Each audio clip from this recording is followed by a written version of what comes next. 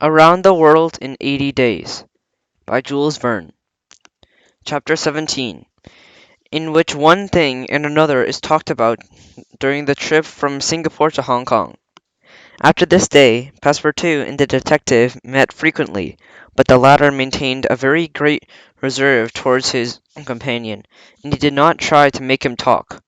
Once or twice he had only had a glimpse of Mr. Fogg, who was glad to remain in the grand saloon of the Rangoon, either keeping company with Mr. Ouda or playing whist according to his inviolable habit. As for Passepartout, he thought very seriously over the singular chance he had once more to put Fix on his master's route, and, in fact, this gentleman, and in fact, it was a little surprising. This gentleman was very amiable and complacent, certainly, whom they met first at Suez, who embarked upon the Mongolia, who would land who had landed in the Bombay, where he said he would stop, who would again they would meet on the Rangoon, en route from Hong Kong, in a word, following step by step the route marked out by Mr. Fogg. He was worth the trouble for being thought about, and there was at least a singular coincidence in it at all what interest Fix had in it. Passepartout was ready to bet his slipper he had carefully preserved them, and that Fix would have to leave Hong Kong at the same time as they, and probably on the same steamer.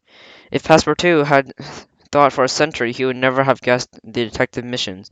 He would never imagine that Phileas Fogg was being followed, and after the fashion of a robber around the terrestrial globe, and the human nature was to give an explanation for everything. Passepartout, suddenly enlightened, interpreted this way the permanent presence of Fix, and indeed his interpretation was very plausible, and according to him Fix was, and could be, only the detective sent upon Mr. Fogg's tracks by his colleagues at the Reform Club, and to prove that this tour around the world was accomplished regularly, according to the time agreed upon. That is plain," repeated the honest fellow to him, quite proud of his clear-sightedness. He was a spy from whom these gentlemen had put on our heels. Undignified to have Mr. Fogg, and a man so honourable, just tracked by a detective. Ah, gentlemen of the Reform Club, this will cost you dearly. Passepartout, delighted with his discovery, resolved, however, to say nothing to it of his master, and feeling that he would be justly wounded at his mistrust in which his opponent showed. But he promised himself to banter Fix, as an opportunity followed, to covert allusions, and without committing himself. On Wednesday, October 30th, in this afternoon, the Rangoon entered the Straits of Malacca, and, separating the peninsula of that name of the Sumatra in mountainous, craggy, with very picturesque islets, concealed by the passenger's view of this large island. 4 o'clock the next morning, the Rangoon, having gained half a day on this timetable, put it in at Singapore, and to take a new supply of coal. Phileas Fogg noted this gain in the proper column, and that this time he landed, accompanied by Mr. Ouda, who had expressed a dear desire to walk for a few hours. Fix, whom every act of Fogg seemed suspicious, followed him without letting himself be noticed. Passepartout, who was going to make his ordinary purchase, laughed in petto seeing Fix's manoeuvre. The island of Singapore is neither large nor in imposing aspect. It is wanting in mountains, that is to say, in profiles. However, it is charming, even in meagreness. It is a park laid out with fine roads, an elegant carriage, drawn by handsome horses, and such have been imported from Holland, and took Mrs. Ouda and Phileas Fogg into the midst of the massless groups of the palm trees, and from the brilliant foliage of those trees the cloves are which formed of the very bud of the half-opened flower, which these pepper plants replace the thorny hedge of the European countries. Sage trees and large ferns with their superb branches varied the aspect of this tropical region, with nutmeg trees and shining leaves impregnated the air with a penetrating odour. Bands of monkeys, lively and grimacing, were not wanting in this wood, nor perhaps tigers in the jungles, should anyone be astonished to learn that in this island, comparatively so small, that these terrible carnivorous animals were not destroyed to the very last one. May we reply that they come from Malacca, swimming across the straits. After having driven across the country for 2 hours, Mrs. Ouda and her companions, who looked a little without seeing anything, returned to the town a vast collection of heavy, flat-roofed houses, surrounded by delightful gardens, in this which would grow mangoes, pineapples, and all the best fruits in the world. And at 10 o'clock they returned to the steamer, and having been followed without suspecting it by the detective who had also gone to expensive a carriage. In Passepartout, without waiting for them on the deck of the Rangoon, the good fellow had bought a few dozen of mangoes, as large as ordinary apples, and dark brown on the outside, brilliant red in the inside, whose white pulp, melting in the mouth, gave a true gourmand an unexcelled enjoyment. Passepartout was only too happy to offer them to Mrs. Auda, who thanked him very gracefully.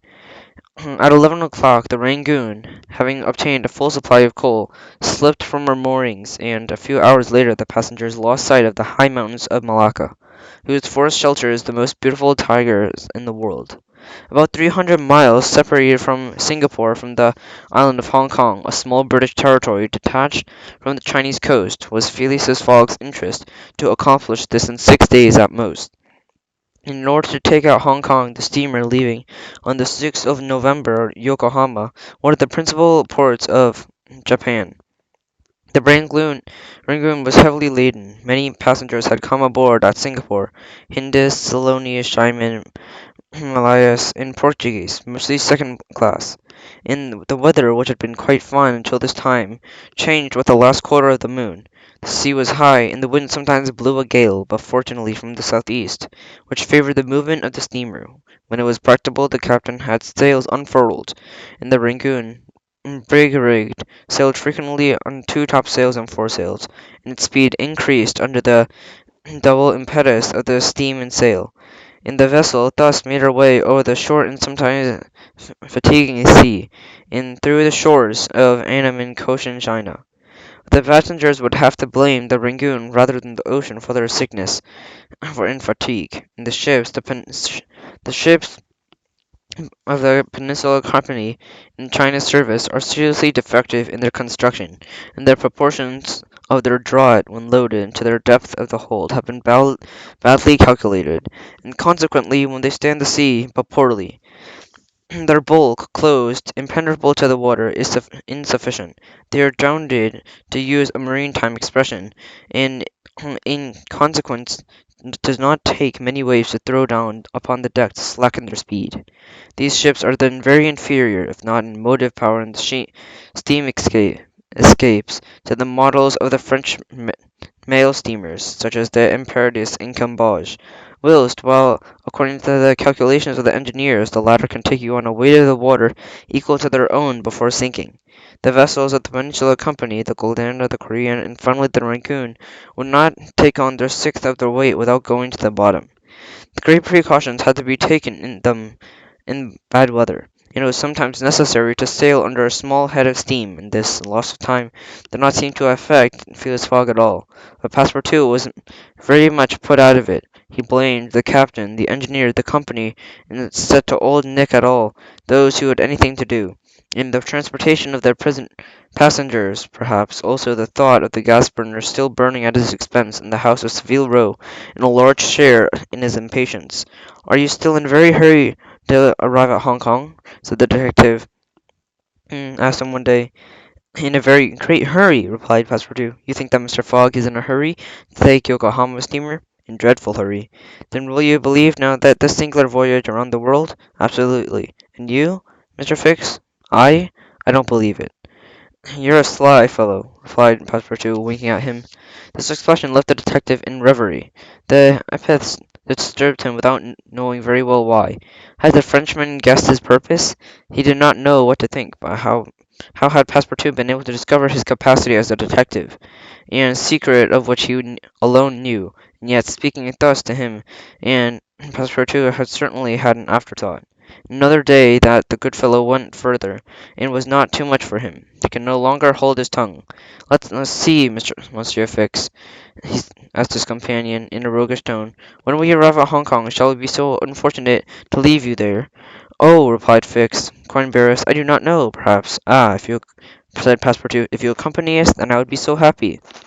"Let us see. An agent of the Peninsula Company cannot stop on the route. You were only going to Bombay, now you assume being to China. America is not far off. From America and Europe, it only is a step." Fix looked attentively at his companion, who showed the pleasantest face in the world, and decided to laugh with him, but the latter, who was in humour, asked if his business brought him much.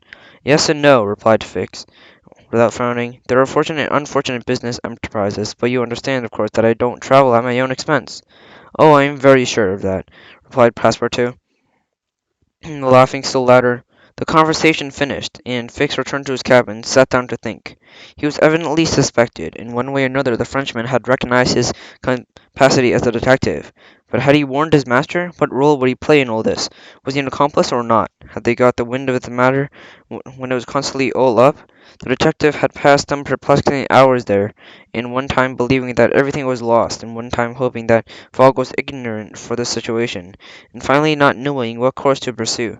And meanwhile his brain became calmer, and he resolved to act frankly with Passepartout, if matters were not in this proper shape to arrest Fogg at Hong Kong, and if Fogg was then prepared to leave finally the English territory, then Fix, would tell Passepartout everything. Either the servant was a accomplice of his master, and the latter knew everything, and in this case the affair was definitely compromised, or the servant had no part in the robbery, then his interest would have been to abandon the robber.